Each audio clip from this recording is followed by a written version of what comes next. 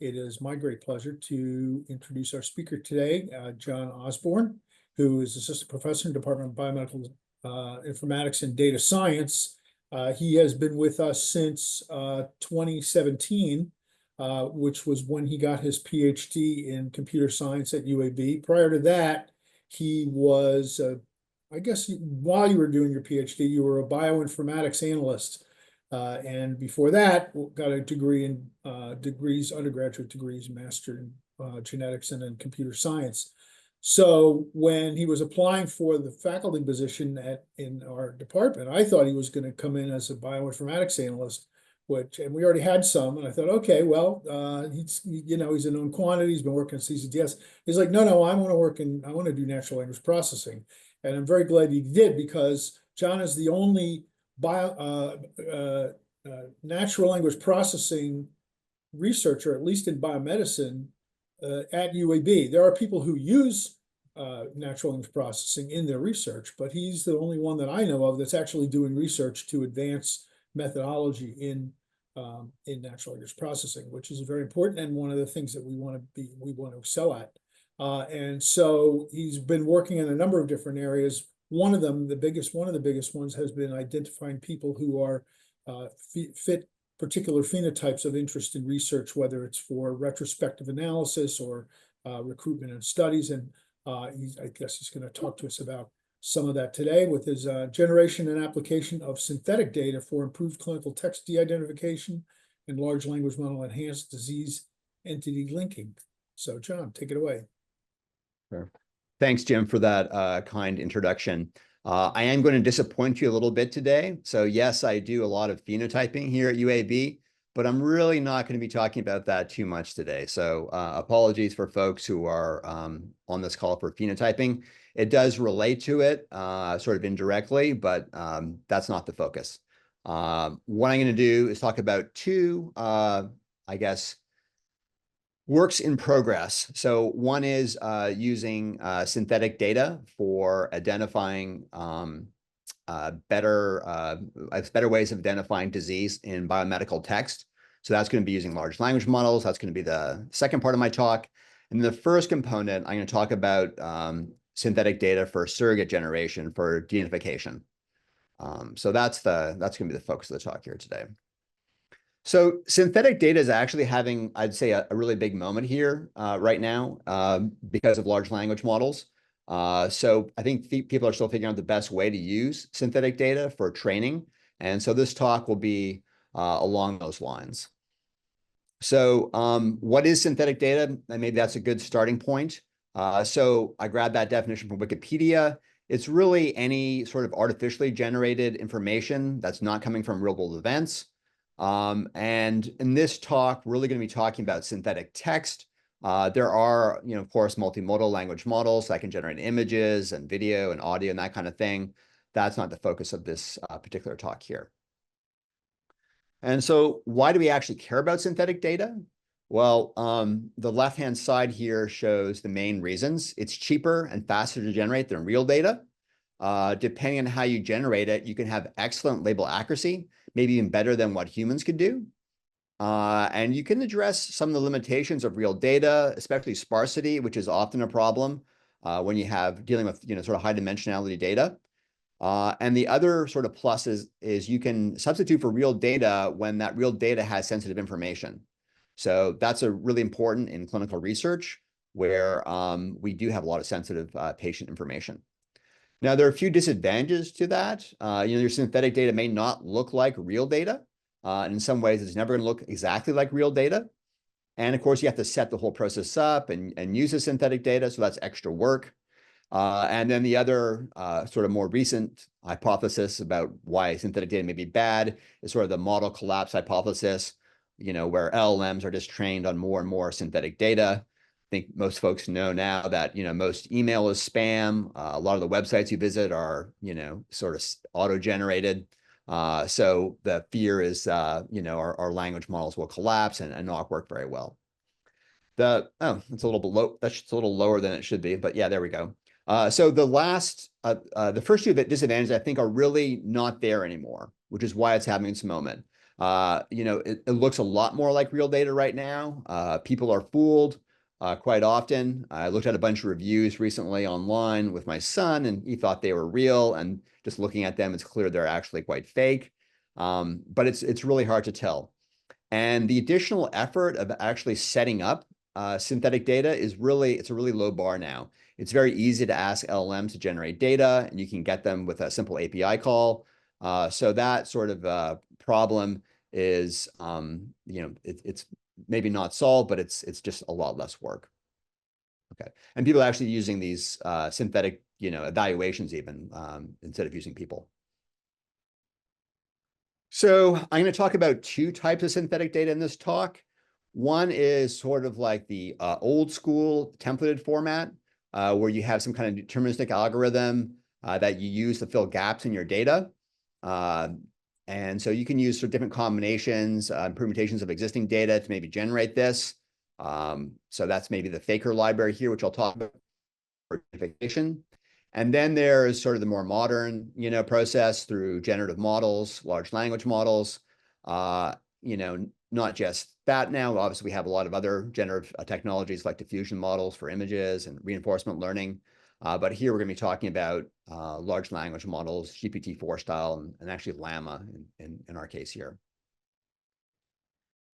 So these are the two problems that I can help with. So the first one is surrogate substitution. And I'll talk about what surrogates actually are in the context of deidentification.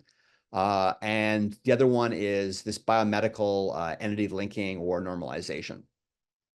So problem one, what surrogates should replace PHI in de-identified text? So first, what is a surrogate value? So if you have some original text that looks like this, maybe this is my medical record number and a date, and we want to replace the PHI. That's personal health information, but we also care about maybe personal identifying information as well. Maybe it has nothing to do with healthcare information like their driver's license. If for some reason it was in there, you'd want that gone. And so when you replace that text, you have to put something there. And there are a lot of things you could kind of fill in. You can kind of hash out numbers with like, hashtag sign, for example, or just X them out, people's names. There's different ways you can do that. Maybe if you have, a limited data set, you want to keep some dates in. Maybe you want to use a fake sentinel value for a name like John Doe instead of John Osborne, or, certain values here. Or you can just kind of say what the actual entity is, like patient underscore name. So that's how Mimic actually puts in surrogate values. Okay, so now we kind of know sort of what surrogates are. What are we talking about with de-identification? There's really two methods for it. The safe harbor method, where you basically strip all PHI over there. It's very aggressive. You're going to remove essentially everything you can, including dates, birth years. So even information that would be useful, perhaps if you're going to use this for a downstream task to decide whether or not a patient has, like a cancer recurrence or something like that, versus a limited data set where you keep some of that information in, the birth year, maybe some smaller geographic locations that you want to study. Both of these, though, contain PHI, and both of them are going to require surrogate generation. So it's a general problem for de-identification. And the way people do de-identification really is in two parts. They find the PHI, and the way they're going to do that, sort of state-of-the-art methods, and this is recent review from this year, coming out of Niedenick's lab. And encoder models typically are state-of-the-art still for this. And then the PHI replacement is really focused on two sort of avenues. One is just filling in whatever the entity name is, and the other has sort of focused on generating what is realistic text. And so, and we're going to look at it maybe a way to generate less realistic text, but maybe gives you some better privacy. So the de-identification methods are generally pretty good. And if you look at just sort of like the raw number, you may be impressed by that, over 98%, for sort of binary F1 score. That's a really nice number. The problem is when you do this at scale, that 98%, is still not good enough, right? You're going to be doing document after document, and eventually some things are going to leak through. And if you have a patient that has a lot of notes, that something may slip through eventually. So that's, a nice number, but maybe it's still not good enough, which is why surrogate values are particularly important. Okay. So the way we're going to do this surrogate generation, we're going to use a Markov process. So I've tossed up the sort of Wikipedia, again, definition for what a Markov chain is or Markov process. And it's essentially you have, different states and you transition between those different states with certain transition probabilities. That's what those arrows are here. There's transition probabilities. This is your state. So for our particular case here, we're going to have some start state. And what we're going to do is initially generate a new surrogate value. So if my name is John Osborne, maybe we'll create John Doe or Bill Smith or whatever it's going to be. And then we have 3 different ways of doing this. If we have, the simple sort of one is a consistent strategy. We're going to, once we generate that new surrogate, we're going to move to our reuse state. We're going to keep reusing that surrogate for the rest of the note. Every time we see John Osborne, we're going to put Bill Smith in, for example, and we're just going to stay there going back and forth. So this is kind of a consistent strategy. It's going to generate kind of realistic looking text. The other strategy is, a little odd. It's going to generate essentially a new surrogate each time. So if it's someone's name, it's going to generate a new name. So John Osborne, it starts with Bill Smith, and then it goes to Ryan Hoyle or whatever other name, keeps making a new fake name essentially every time it seems a new entity that has someone's name in it. And then the Markov process is sort of like this intermediate thing where you will start with a new surrogate value, but then half the time you're going to reuse it, and then half the time you're going to keep generate a new surrogate value. So you'll have a mix of names essentially in this document. Some will be the same and some will be different depending on how many you have. So let me show you how this process would actually work. So showing 4 strategies here. This none essentially is sort of the mimic style data set. So mimic is probably one of the most important clinical text data sets out there. Came out a long time ago. I think they're on Mimic 4 now. They have a lot of different iterations. And they replace, someone's name with whatever the entity is. So I think this is actually like patient name or something like that in Mimic. They also have like date, in all caps. If they're replacing location, they'll mention location or hospital. So just kind of give the type of entity that it actually is. And then we have the 3 strategies that we talked about here. So this sort of consistent strategy is the widely used strategy, and it generates pretty realistic looking kind of replacements. And these are these 2 sort of weird things that we're evaluating here for my work. And so you can kind of see how the process works. So initially everyone gets a new surrogate value, and then the random one's going to keep picking new ones all the time. And then the Markov strategy, we'll pick one, maybe reuse it, then pick a new one, then pick a new one, and then reuse and reuse. So it has sort of a different kind of distribution. And the issue you run into is if you have a false negative, it really kind of just jumps out at you, right? So here, for example, if you were looking at a mimic document and you still see the name Sandy appearing here, maybe got confused, I thought it was talking about Sandy, the adjective or something like that. It really shows up. And if you just saw the little box right here, you're like, oh, I bet the patient's name originally was Sandy, right? So that's a big problem. And then you look at the same thing with the consistent replacement strategy. You see a bunch of Sarahs, and then suddenly Sandy shows up for the name. You're like, oh, that's suspicious. That's probably, the patient's real name.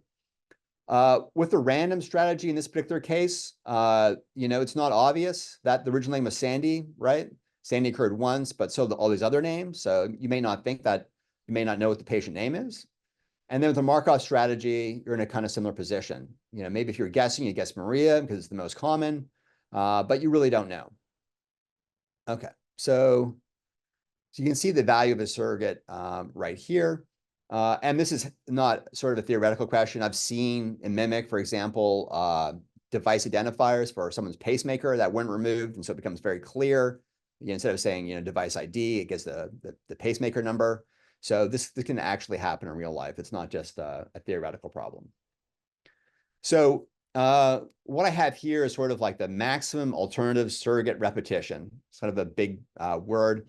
But the idea here is, once you submit to that alternate value, how many times do you see it again? So here, the first one would be Nisha, for example, after the new surrogate, that pops up once. And then with the Markov model here, Maria's popping up 3 times, it repeats 3 times. So the number here is 3 for that. That'll come in important later in terms of how, if you think about this number, how well things are actually masked. Okay, so what do we do for our experiments here? We used a BERT-based NER tool, kind of a standard thing, with the kind of high 90s accuracy. And then we made our surrogate substitution. If you want to look on GitHub, you can see it out there. We're preparing for resubmission. I'll talk about that a little bit later.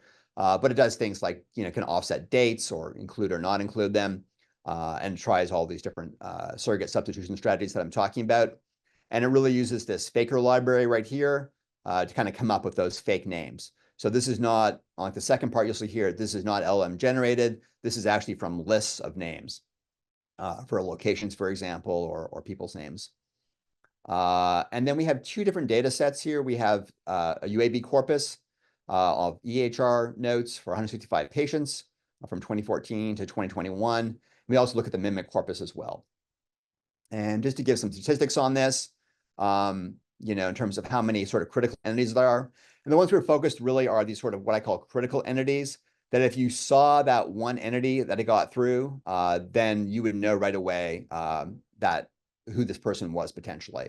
So this could be something like a medical record number, could be like someone's name.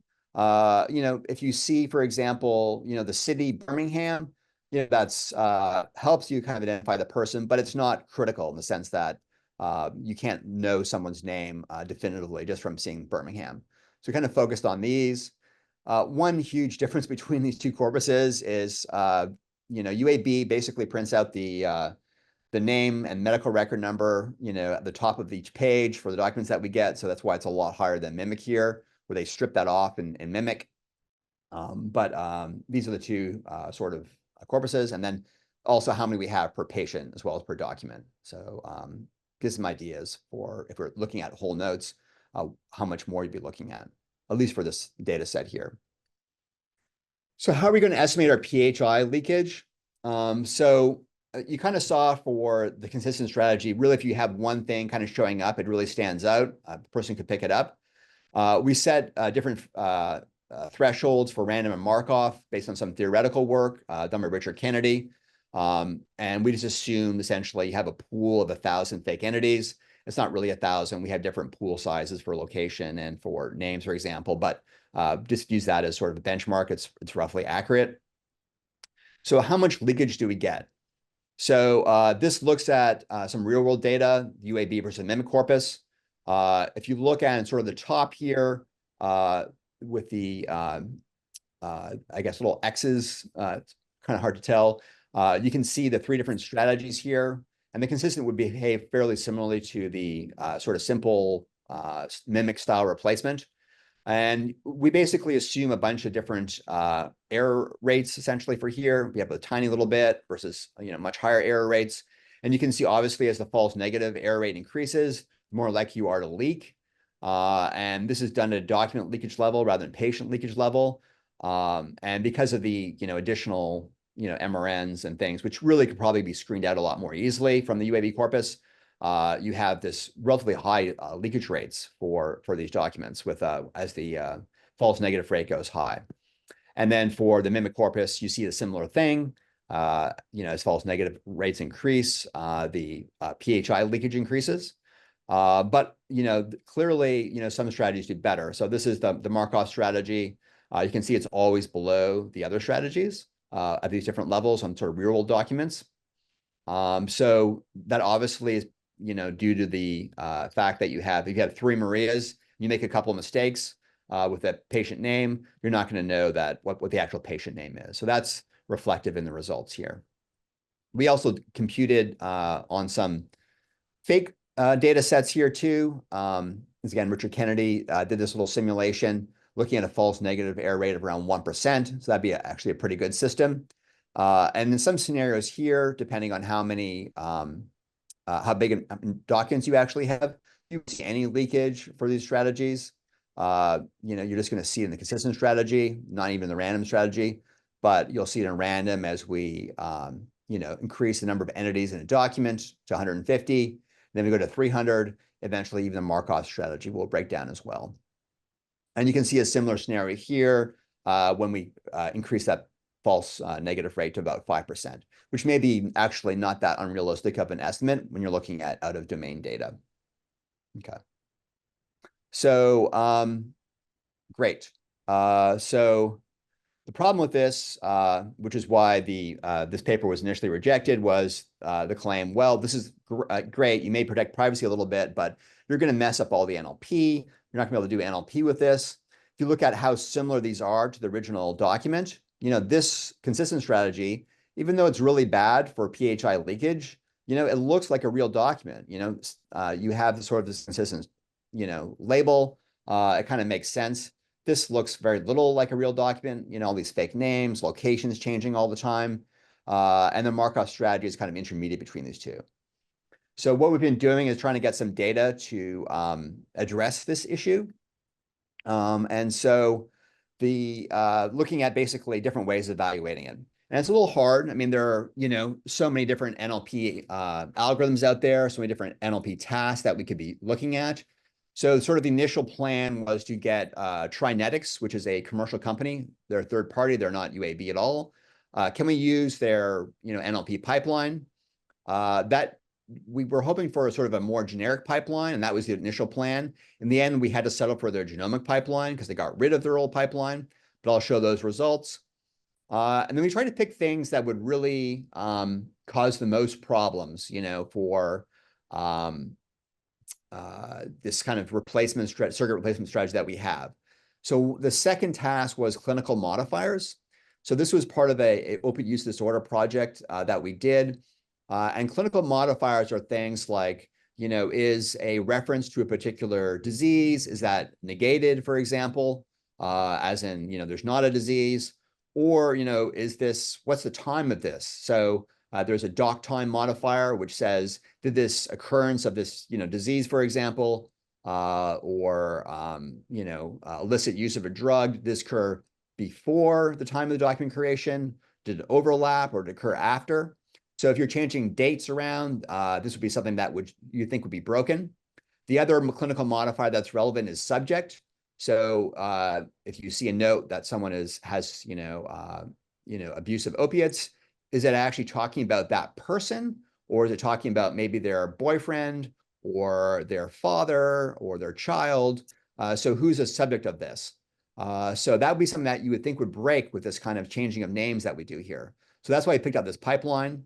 And also this was all handy to go from work we published earlier this year. And then the other thing I tried is, sort of abstract, more NLP concepts, not related to any particular pipeline. So part of speech tags, dependency parsers from MedSpacey. So those are the three we're going to look at. And look at this UAB data set here because we have it handy. It's already de-identified, and we had the surrogates in there. And so this is just work in progress, but I'll show you some sort of initial results for that. So with the Trinetics pipeline, I got a description from Garo at Trinetics saying, how the pipeline works. So not using any kind of large language models here, not even using kind of a BERT-based pipeline. It's looking at support vector machines here. So those are for people who don't know them. They have some rules as well. So we sent them our 3,000 or so UAB notes. Only 31 of them had genomic content that was kind of relevant for it to pull out. And 5 of those had some differences between the different surrogate strategies. That was actually reduced to 4. Probably 1 note wasn't run for some reason. So we've done sort of a preliminary error analysis of this. And it's kind of surprising to me. I mean, one thing to keep in mind with this is that this is all kind of out-of-domain data. Trinetics hasn't trained on this with the support vector machine, any UAB data, but really bizarre kind of things would throw it off. So, for example, for this psych note here, we did find, a genomic, reference in the consistent strategy. But what was that? It was really a false positive. So the note originally was, ER:UAB ER as an UAB emergency room. And that was changed to UAB was removed. It was replaced by ACH, another sort of an acronym abbreviation. And that was enough to fool the trinetics genomic pipeline to think that ER was actually referring to an estrogen receptor. And that was actually the most common error that we saw here in these pipelines. We did change that in the other ones to, different random values. For example, we had EBI, ER, or CMC, ER, these other ones, but that didn't throw it off. But, ACH, for whatever reason, did.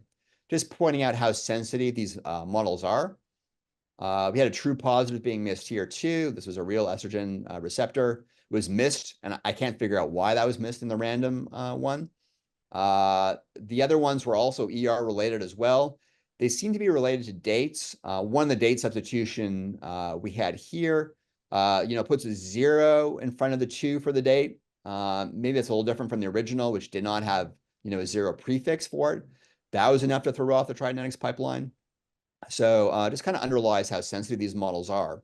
And maybe, people should be training with different, PI substitutions because you don't want this to be, you don't want your results to be thrown off by changing someone's name, right? You want to be consistent regardless of this. This should not be affecting, genomic marker extraction. The other result, and we don't have it for the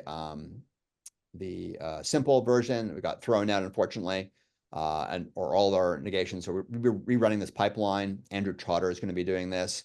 So this is the, subject again is it the person or not? Is it before, overlapping, or after? This is negation. So this is a little bit different, and there really wasn't a difference at all. There was some slight difference. Actually, the random one was doing a little bit better, which is kind of interesting. I think that's because, this is all fine-tuned on sort of in-domain data. So maybe it's learning to ignore the person's name, in the random, or being less sensitive to it, picking up on other clues. But really from the original data set, there's really not a great difference in performance among these different things. For subject, there was. It was slightly a little bit better, maybe, but not terribly different. This one is more interesting, and I haven't finished analyzing this yet. So these are from MedSpacey. Again, this is, all out of domain. Some things that basically had very little change versus the original, whether it finds something to be tagged as a verb or not, or an adjective, wasn't really affected. This is actually a much larger data set here. We didn't use any labeled data. That's why the numbers are so much bigger. Some things did change a lot. The numeric modifier was really low in random. I still don't know why that's the case. Some other changes are maybe a little more slight between these different things. Here's some evidence that, maybe consistent is better strategy for, applying adverbs. These other sort of dependency parse things are just very bizarre. The most alarming one here, which I haven't finished analyzing yet, is the root. So the root of a dependency parse is where you start your parse tree. You'll clue in on, kind of the key verb. And just a tremendous variation here between the 4 different types, really low in Markov. I'm not sure why that is, but it could say something bad about the substitution strategy or bad about the MedSpacey parser. It's not a clinical parser as well, and that may be causing some issues, but need to investigate that. So that's kind of where we're at right now. We have this strategy. We know it makes PHI a little bit better. I put the preprint up there at the end of 2022. It's already got a couple of citations. Other people didn't mind using it. One in Nature, one in ACL. Of note, saying they use this methodology, but we still really need to show that it's not going to mess up the NLP. So that's kind of where that is left off. Okay. The second thing I want to talk about for synthetic data is how we can use it to do better name entity recognition and normalization. So the idea here is, for name entity recognition is finding things we care about, like diseases, like drugs or chemicals, genes, that kind of thing, and then normalize it to some kind of vocabulary. Vocabulary could be basically anything. It could be, UMLS. It could be the human phenotype ontology. and this is essentially how we're going to do that. And there's a lot of different tools for doing this, and I'll talk about that just in a moment. And why do we care about this problem? If you want to construct new knowledge graphs, it's going to be useful for drug repurposing, for phenotyping. You want to pull out, the correct entity. And the normalization is a really important step for this. So, if you see Tylenol and acetaminophen, you may want to group them together in the same category if they're chemically identical. You have AD as an abbreviation for Alzheimer's disease. You want to get that right. Genes have multiple different names as well. So this is the sort of normalization step that we're particularly interested in. So there are a bunch of tools for this. I think I mentioned earlier that a lot of sort of BERT variants are the kind of state of the art for NER. LLMs are getting better at doing this. The last sort of paper I read, kind of looking at some of the stuff, still showed there's a gap there. That's Shan Chen's paper and Gargano-Savova. They looked at reasoning classification, but the classification may be similar enough to this. You'd be a little suspicious. Our experience is that they generally don't work as well for as a fine-tuned model, but they're just a lot easier to use. People also will try to find ways to inject knowledge in here too, not just use training data sets. The any normalization problem is definitely a harder problem. There are a lot of tools for this. I'm mentioning some of these because we're going to use some of them in our experiments. So Quick UMLS is a more recent kind of fast tool that's being used. MetaMap's kind of this really old tool. I think it came out in like 2001 or so. It's still widely used though. CTEX is really for kind of clinical documents. These are two sort of more modern tools that are used that we're going to see if we can improve the performance on. And for this test, you really have to leverage these knowledge resources like UMLS or whatever your ontology is, because there's typically a large number of classes. If you're normalizing to SNOMED, there's like, over 400,000 concepts, and your training data is generally not going to be big enough. So you need to find a way to use that. So here's Quick UMLS, and this is sort of a strategy that really doesn't involve machine learning. It's looking at really string matching. They have some efficient ways of doing that string matching, looking at trigrams, merging things together. It works very quickly, as you can kind of see here by compute time, or maybe that's another slide here. Oh yeah, no, here it is. Milliseconds per document. It's a lot faster versus MetaMap, which is super slow. And it's even faster than CTEX, which is kind of clinically focused. But, if you look at the overall performance of these types of tools, the F1 score being the most relevant one, there's still a huge way to go. We want a lot better than, 63 performance or whatever. Okay. So what are people doing to make this work better? One of the more sort of famous ones out there, there's a few hundred citations, is SAPBERT. They use kind of a self-alignment pre-training. So it'll take sort of the messy concepts that you would get out by using some tool like PubMedBERT.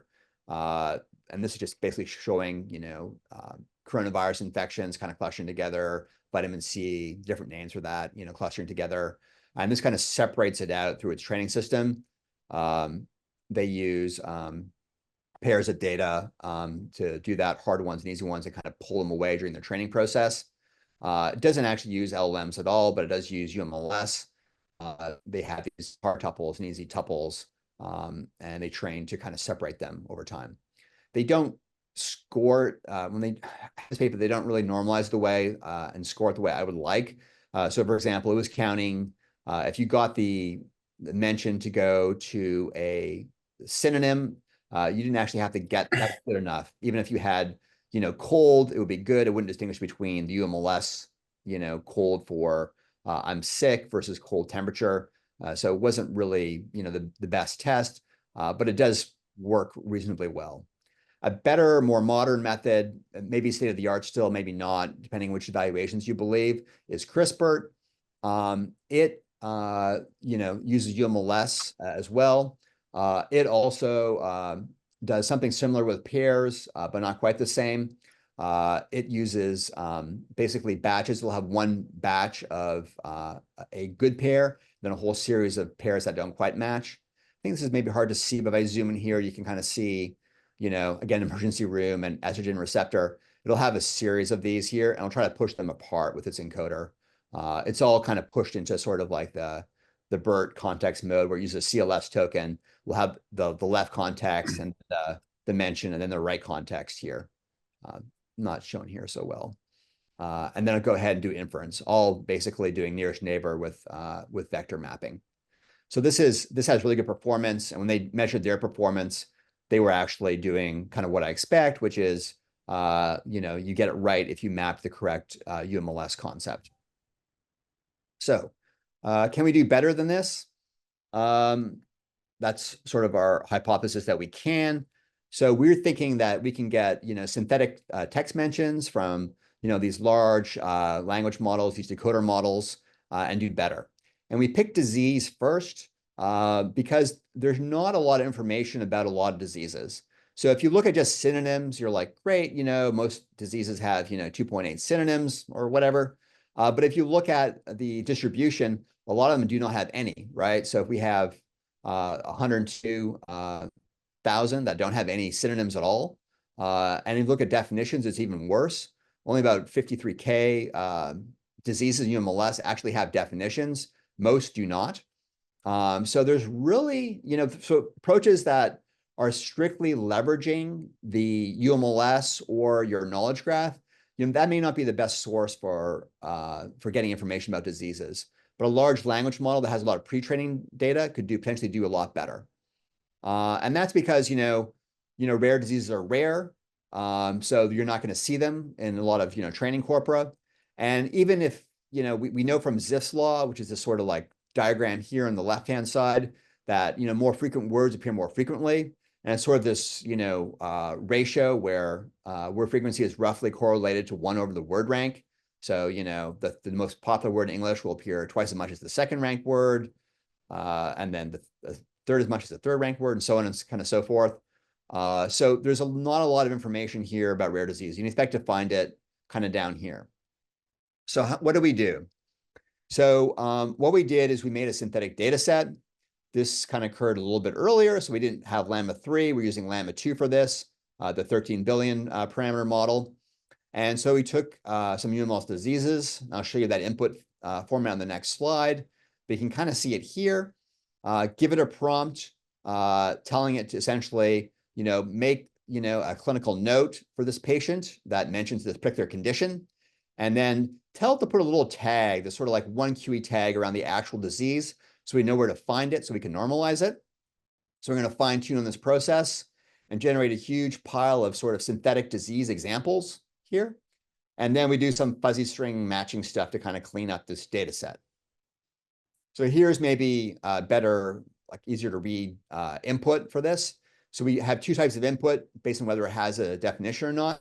If it does have a definition, then we're going to go ahead and include that definition here. If it doesn't have it, we'll skip it. And then our output should look something like this: completely fake note that looks like a sort of a semi-valid clinical note, but it has this sort of 1 QE tag where it mentions, metastatic pancreatic neuroendocrine tumor. So we know where that is. So we're generating a lot of context around this that should be found around a metastatic pancreatic neuroendocrine tumor, hopefully. So that's sort of our output, and that's going to be our synthetic data set. So now that we have this data set, how should we use it to kind of evaluate it? So we had 4 approaches for this. One is basically just use everything, all the synthetic data that we generate. The other one is to kind of cheat, just use only synthetic data that we're finding in our test split of our data set. So see how much just adding the test data helps. Then we also tried to figure out, well, what if we just ablate all the data that's QEs that are found in the test set? So see how much is actually learning in the trained data set, how much, performance we're really getting out of having this training data that's not related to the test set. And then the supplemental data may be an approach someone would take, thinking about a real world approach, make the assumption that, human labels are better. So if we have training data, training diseases in our training set and in our synthetic data set, then just throw out the ones from the synthetic data set. Just use the ones from the training data set because they're probably better labels. So what does this look like when we finally generate this? We have shown under this column here, the sort of original data set. You can see just a few QEs here. just a few mentions for these different data sets. And then, so for the naively, if we use everything, we generate just a massive number of disease mentions. They overlap the training data set with 920 of the 1689, overlapping about 250 of the test set, which is 383 different concepts. And then for ideal, it's a lot smaller set, since we're only looking at stuff that's in test. Some of the stuff is also in train and test as well, so that would be included. But the total number of mentions is much smaller, just 749. Then we try the supplemental approach, we're kind of throwing stuff out in train, and then the ablation approach, where we throw stuff out in test. And we're all testing on the same sort of held out split for each of these different data sets. So for disease any recognition, we're doing this, we're going to do the fine tuning for our model on the synthetic data. Then we're going to do it for whatever our task is. In this case, it's SumVal task 14. So reusing the same data set that we generated dimensions on. We also have two other data sets too that have nothing to do with SumVal that we're going to fine tune on as well. Okay. So a few other details, we try to generate about 5 examples per disease concept, but the efficiency of generation was not 100%. So we did have some problems. We didn't always generate those 1QE tags. We didn't know where the disease actually was. So we filtered those things out, which kind of dropped off our generation efficiency. And also we would generate some additional diseases that weren't, in the original prompt because maybe they're associated with that condition. So if we saw those, we want to get rid of those or at least identify them. So we did this additional sort of BERT-based labeling step with our synthetic generations, so that sometimes we'd have maybe 2 or 3 diseases in there. For this talk, I'm just going to show you the label results because they were better. We kind of buried our unlabeled results in the appendix when we submitted the paper. This is, I think, an essential step. So how did the disease intervention go? If you look at the results overall, it's really kind of minimal improvements over the baseline. If it's a dark color, that means it did better than baseline. If it's underlined, it's statistically significant. In most cases, it is, but at least for the naive generation, but not by that much. The added distribution performance was if you see here, there's not a lot of bold. So actually did not do that well, which I found a little bit surprising. It really looks like it doesn't make a huge amount of difference there. If you look at the ablation studies, sometimes they still beat it out. So maybe we're getting some performance that's not linked to out of distribution, which makes sense given the kind of results we're seeing right here. The naive generally did the best. If you look at the F1 score, it's typically the top scoring for all of these. Here, I guess there's a slightly improved for supplemental, but generally naive is better. So our sort of take-home message with this is that, limited impact. We actually ran this whole thing earlier with T5, sort of an earlier sort of encoder-decoder model, and really didn't see any improvement.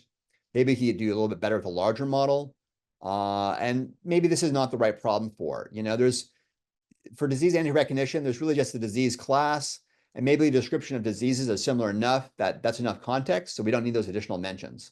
So kind of, not exciting results in my mind. For the disease anti-normalization, we're doing a different approach here. We're taking these 2 existing models, and we're basically going to embed our synthetic vectors into their vector space. We're going to take the training data, as needed for these 3 different data sets, put that in there with our real sort of data, and then embed our synthetic data in the data sets as well. So we got maybe a little better clusters here, some additional synthetic data, maybe entirely new clusters here. So we have a much bigger vector space. And since we have so many synthetic mentions, you can imagine it's actually probably even better than this. So we'll look at results from 3 different data sets. So this is sort of a couple baseline models here I mentioned before, Cy-Spacey, QuickUMLS. So again, not great. Our accuracy, we look at, do we get it right the first time?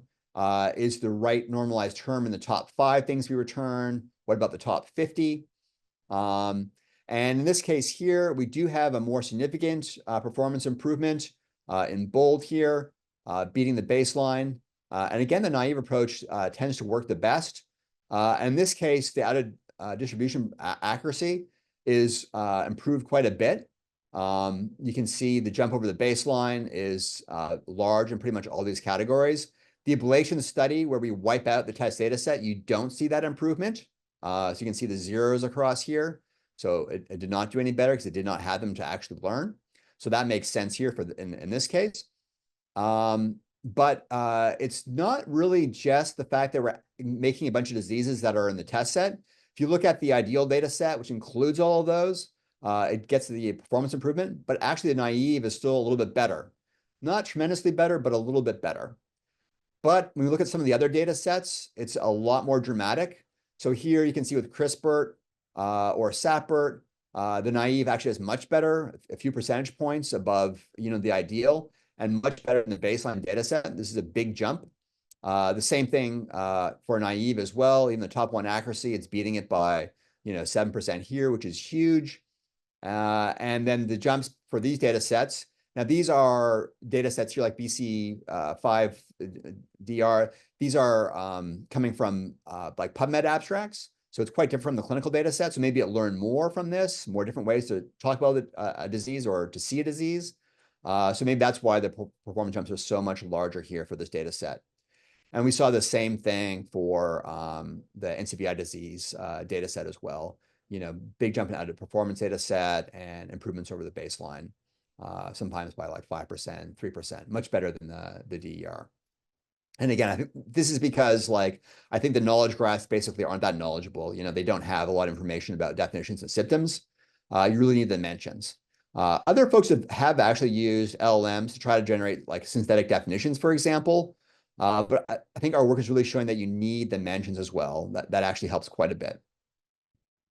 So in the future, I'd like to kind of build on this, use something better than Llama 2, maybe 3.2. We outputted, not in a particular format. There's a lot of evidence now that if you output JSON, it works better. So I'd like to try that. I'd like to try sorry, my light went off here in my office. Some prompt engineering approaches. We didn't do really much with prompt engineering. It was just manually done. We could use maybe some soft prompting with the PEF library from Hugging Face or TextGrad, for example. Chris Coffey, one of the graduate students in the lab, has had some success with this.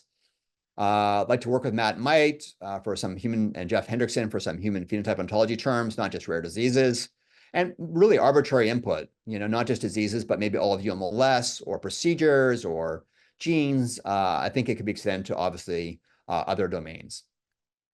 So for this work, the Brat synthetic work, I'd like to thank these folks. Some graduate students. Abdul Latif now has graduated, he's got his PhD. He's back in Saudi Arabia. Keel is now at Simmons. And then Salma and Richard did all the statistical work for this. And then with the LLM-generated data, Colleen really has done most of the work for this. He's in my lab at UAB, but he's actually a senior at Johns Hopkins right now. And Janjitha did some of the UMLS statistics here. And Richard, again, statistics. And Shen Chen and Mayo aren't on the paper, but we acknowledge them for editing and for their helpful comments. And these 3 grants as well all contributed to various people's efforts or machines at different time points. And I think that's it. So if people have questions, I'm happy to answer questions. Great, John. Thank you very much. I've got a couple questions, but I'll let other folks go. I can't see everybody, so but I think if you raise your hand or just jump in or put something in the chat, you guys know, been doing this for 4 years, you know what to do. All right. So my question, 2 questions. One is that back in the old days when we did natural language processing, we did a grammar-based approaches, and we tried to figure out, oh, this word's with this word, and that must have this meaning. And, it was all sort of deterministic in a way. And when it failed, you could look at it and go, oh, it wasn't accounting for this idiom, this way of speech or, this synonym, and you could fix it.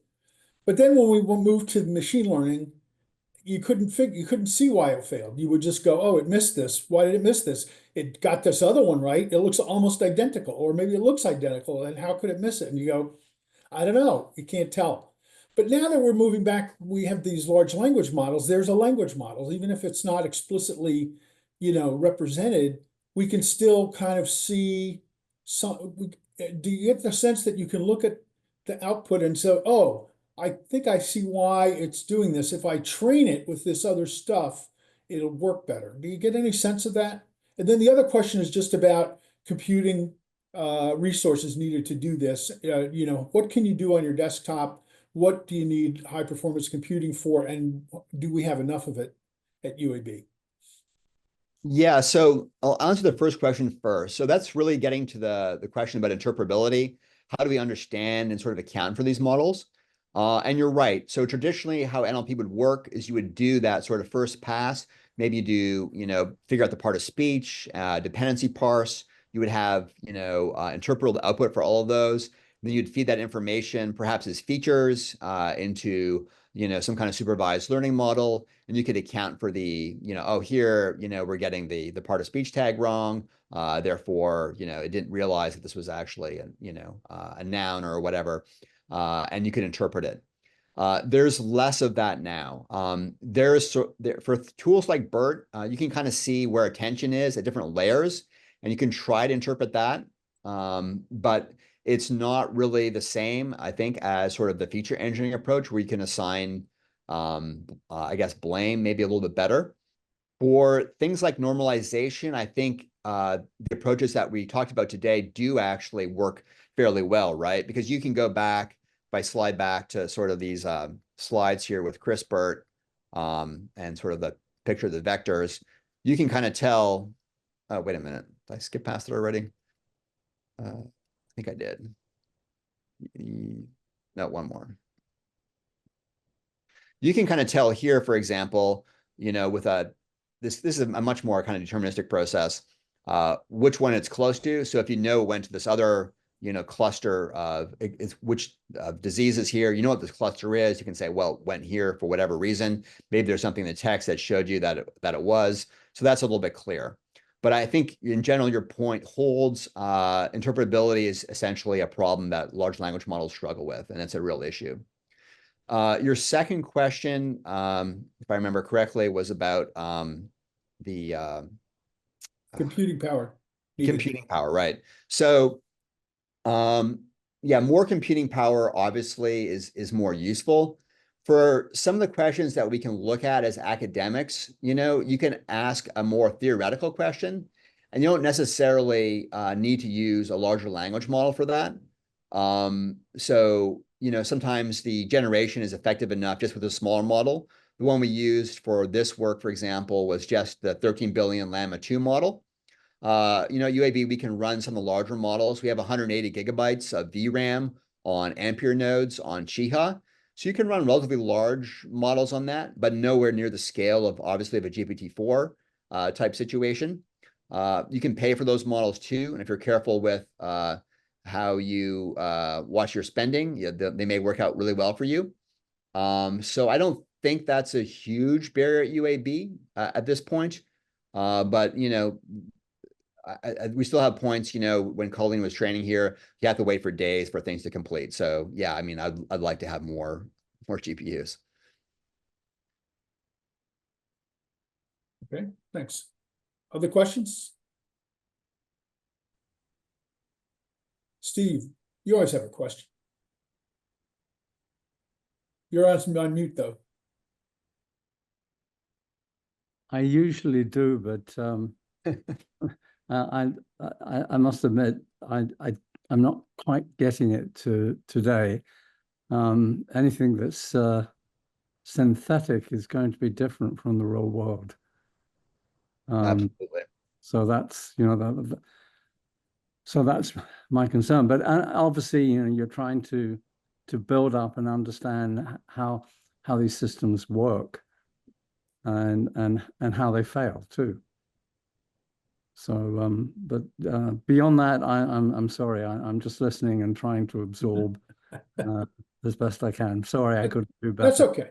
That's okay. John will start over. Yeah. But no, I think that's a good point about synthetic, and I think And I think I have a picture slide somewhere here that my synthetic, but I think the fact is, LLMs make such realistic looking text. It seems like a shame to not actually, take advantage of that, and I agree that, I mean, if people look at reviews, for example, you can kind of tell sometimes, that it's being generated by an LLM or equivalent. But in some cases, it doesn't matter, right? For the learning process, right? It doesn't have to look exactly like real data, but it can look good enough that, when you're comparing vectors in some vector space, if you're generating, a cluster that didn't otherwise exist, and you encounter this cluster during inference time, that's still tremendously useful. So I think that's huge. And now the fact that we can just generate it so easily, the work to set it up is so low now. I think we're going to see a lot more synthetic data, for better or for worse. Doesn't the synthetic data just not help you capture the edge cases? Because it's only going to really generate things that are expected or common. And so you're not going to get it suddenly generating, patient is governor's wife or something like that. Sure. So I guess it depends on what problem you apply it to, right? So I think the thing to keep in mind is that the training corpus for a large language model is just so big, right? So even if your ontology doesn't have much to say about a very rare type of cancer, someone on the internet, maybe has written about it, and that was ingested at some point in the pre-training data. So maybe it has a little bit of information that it could generate something about this, condition. And then that gives you a data point, and that can plug into your vector space. And then, maybe you can actually find it if it occurs in a clinical document based on it appearing in some social media post somewhere, someone talking about, their trials and tribulations with a particular rare disease. So, yeah, that's where I see the value for it. For things like deunification, I think it's less useful, but we use a very simple approach for that surrogate generation, right? We're just pulling, random names out of a library and just kind of changing how we present them, instead of having a consistent, name replacement or consistent location replacement, kind of mixing it up. I think sort of the interesting part about that is that it lets us, I think if you trained, we haven't done this yet, but if you train with different PHI substitution strategies, you may get a more robust model, right? That's less sensitive to what the name of the patient should be. Maybe this is a way you can actually remove bias from models, right? If you have a bunch of names that sound like they belong to one ethnic group, switch it out, with a bunch of other random names, then maybe that bias will be reduced. So I think there's other applications for it as well.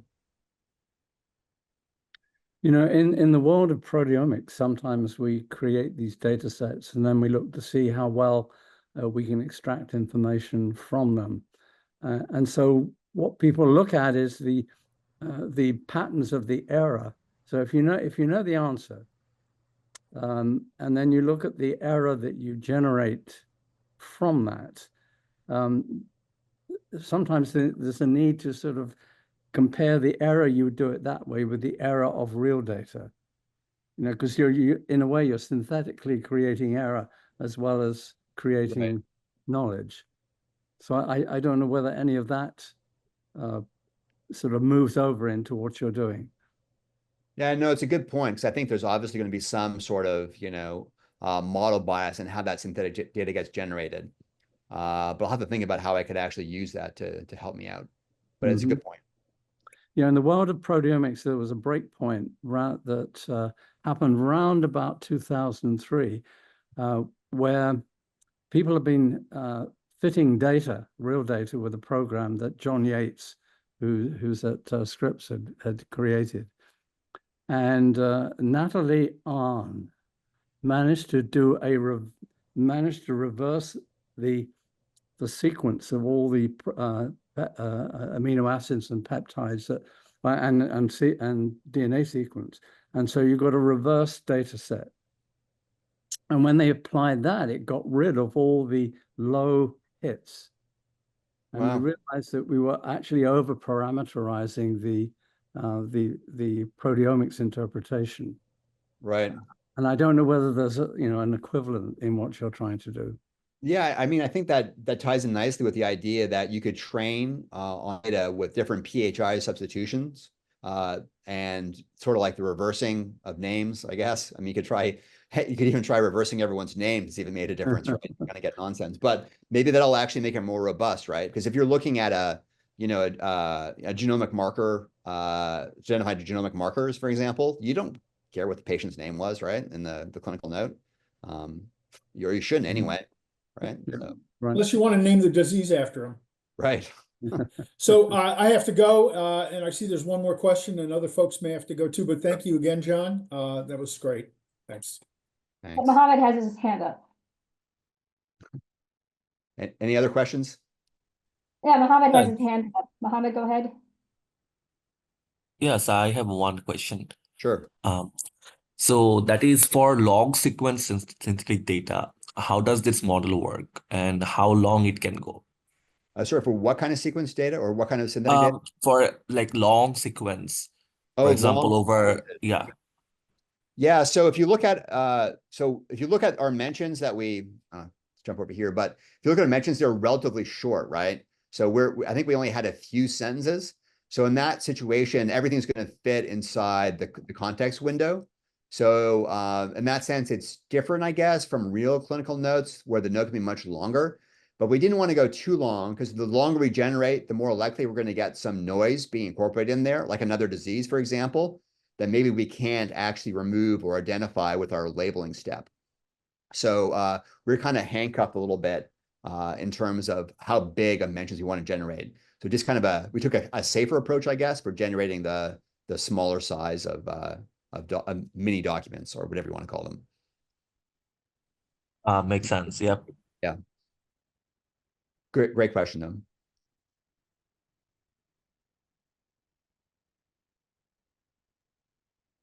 Any final more thoughts, questions? comments, questions from anyone? Well, if not, then then thank you very much for a great presentation, John. Thank you, everybody, for attending. Have a great weekend, and I hope to see you at the next Power Talk.